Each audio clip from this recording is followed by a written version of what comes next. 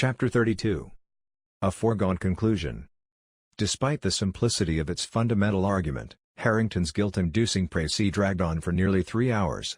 Having finally exhausted every last manipulative twist, Harrington ceded the floor to his worthy but vanquished opponent. The Crown did not get the last word, but Harrington, ever the gentleman, still managed to drive his point home, trading favorable timing for profligate obloquy. Henry Dwight Ruggles, champion of the underdog, defender of the lost cause, sat beside Wheeler and took a breath to settle his quivering nerves. Dwight was an astute observer of the hissing that was inherent in the practice of law, but had never seen a case quite as venomous as this. As he rose, he carried with him Peter's last, best, and only hope for salvation. It was a crushing burden, one he seemed to bear alone. According to at least one local wag, the prisoner looked fresh and bright, his appearance not changing any from that of the first day of trial, suggesting that either Wheeler was delusional or the reporter was. Still, the accused's calm demeanor proved infectious, a much-needed anodyne for his fretful counsel. Ruggles's summation was, by now, a familiar refrain: the prosecution had not proven its case. There was simply no evidence to suggest, much less prove, that Peter Wheeler killed Annie Kempton. Ruggles reminded the jurors of the salient points. Annie was seen alive by numerous people until 8 p.m., when Wheeler and Hardy Benson left her house. Wheeler had been inside for mere minutes. By Hardy Benson's own admission, when Wheeler emerged from the house he was neither covered in blood nor was he acting strangely. From that moment on, Wheeler was never alone again and never had the opportunity to kill Annie.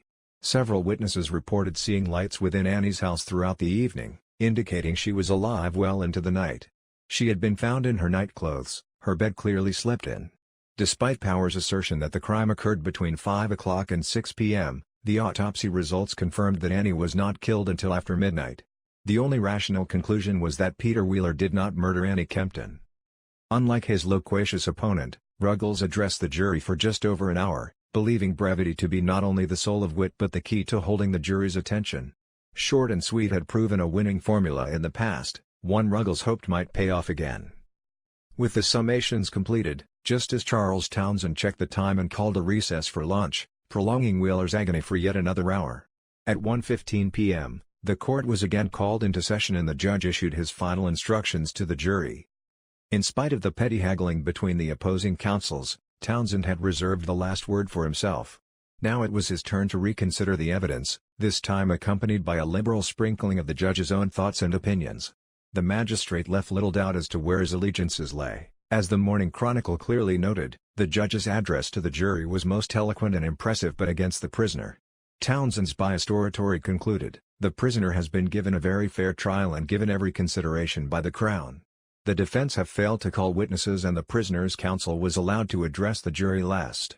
According to Townsend, the defense had dropped the ball, the prosecution had won, and his oversight of the case had been exemplary, even if Sir Charles was forced to say so himself.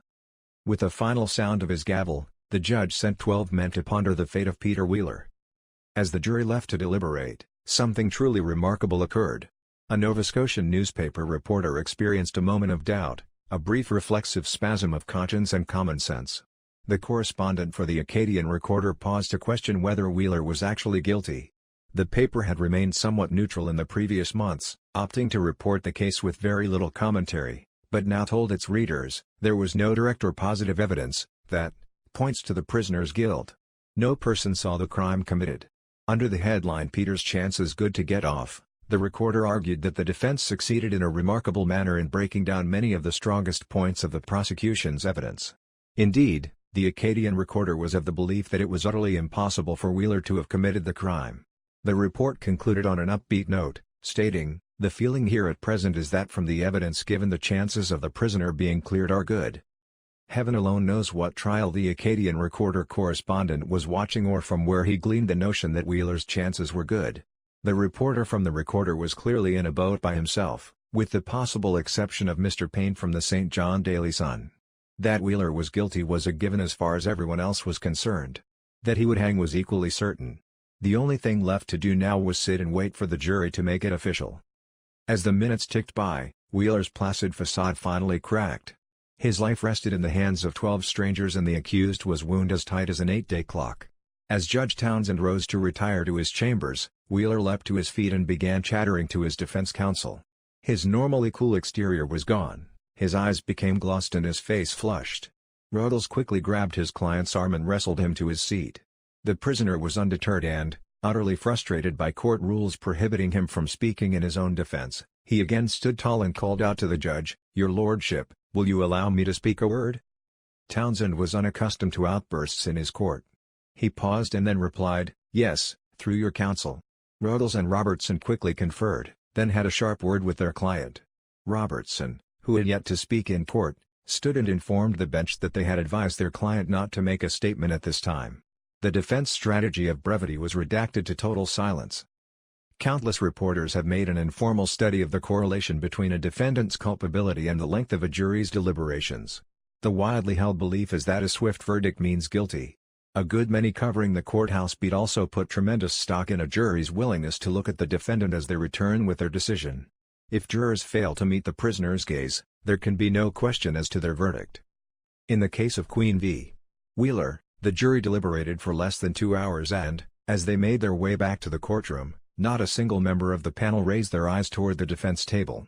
Based on this alone, a few eager correspondents leapt from their seats before the verdict was announced and bolted for the telegraph office, hell-bent on being the first to report the jury's aside undisclosed decision. With all the objectivity Ahab had for a certain white whale, the keenest of the press corps trumpeted from the rooftops that Wheeler was to swing. Those newshounds who elected to remain seated were not on tenterhooks for long. Justice Townsend ascended the bench and called the court back into session, at which time the pronouncement of the verdict was brief, perfunctory, and ever so slightly anticlimactic. Wallace, Townsend's hand-picked protonotary, stood from his desk and asked, "Gentlemen, what to your verdict?" Jury foreman David Noth rose then hesitated, either from fear or the desire to give the portentous moment its proper due. A hush descended on the courtroom as all eyes turned to the jury.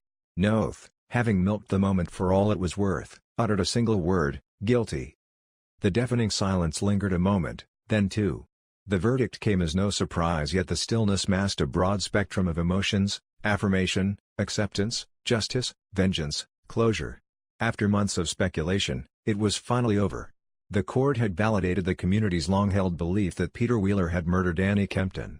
There was no longer any reason for doubt. As determined by the legal protocols of the day, Wheeler's one and only chance to address the court came too late. Before the judge announced his final sentence, the court clerk asked the prescribed question posed to all those condemned: "Have you anything to say why the sentence of death should not be passed against you?" The query struck Wheeler dumb. The prisoner stood for what seemed an eternity, shell-shocked by reality as the earth spun beneath his feet. Finally, he answered the clerk, "I don't understand you. It's not because I am ignorant, but because I don't understand." Wheeler's struggle to comprehend had nothing to do with the question posed and everything to do with the strange new world he now inhabited. Peter was trapped in a vortex in which the disparate needs of the many outweighed the rights of the one: the family's need for justice, the villagers' need for vengeance, the detective's need to protect his reputation, and the media's need to fulfill a prescribed storyline with proven sales appeal. Unable to tread water in such raging currents, Wheeler was sucked down by forces beyond his ken. What had ultimately doomed Wheeler was a system rigged to silence him, a police force and community that would not listen to his explanations or alibi, a justice system that refused to let him speak in his own defense, a team of advocates who trusted blindly in the notion of presumed innocence, a press corps keen to talk about Wheeler but not to him. As the torrent rushing against him threatened to pull him under, Wheeler had buoyed himself on a sophistic bubble, his belief that the system would never convict an innocent man. He was sold a beguiling bill of goods that his day in court would finally set him free. Now Peter found himself without any hope of rescue from the Charybdis that would ferry him to his inexorable fate. Dwight Ruggles tried his best to explain the circumstances to his near catatonic client, but to no avail. There was nothing left to be said, no last-minute tricks to reverse his fate. Wheeler was done and the time for impassioned pleas had passed. On behalf of his client, Ruggles waived Wheeler's right to address the court. An eerie, preternatural quiet descended over the court. The teeming crowd had finally gotten what they had come for and now sat in stony silence, savoring their victory. Judge Townsend allowed the silence to settle. Then, with a brusque clearing of his throat, he began his final soliloquy. "The jury have convicted you of the murder of Annie Kempton, and in their finding, I concur. You have had a fair trial and every effort has been made on your behalf to establish your innocence, and a patient jury has given it the fullest investigation. The jury was not from the place where the crime was committed and consequently were not prejudiced and have clearly brought this awful crime against you. Probably the most hard thing to do is for one man to pass a sentence of death upon another. I cannot help thinking of the cruel way the poor girl was murdered. I will give you ample time to repent for the crime of which you have been found guilty. I only hope and pray that you may devote the remaining few weeks in preparation for the future world. I do not know your religious views, but I do sincerely hope you will be repentant. I hereby direct that you be taken hence to the jail in Kentville and thence to the jail in Digby and detained there till the 8th day of September, 1896, and on that day hanged by the neck till dead."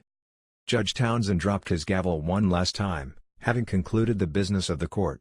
Although he was not permitted to speak, Peter Wheeler suddenly found his voice. As the judge rose from his perch, Wheeler abandoned all protocols and decorum and in a clear voice said, "I hope you will find out who the guilty party is before that time." The prisoner, having had the last word, was led from the courtroom for the short walk to the Kentville jail. Despite his shackles, Wheeler held his head high and met the eye of all who looked upon him with disgust or pity. Scripture extols the faithful to remind me, Lord, that my days are numbered, a cogent reflection on how fleeting life can be. Thanks to 12 sober citizens of Kings County and the power invested in the robes and powdered wig of Sir Charles Townsend, Peter Wheeler's days now numbered 70.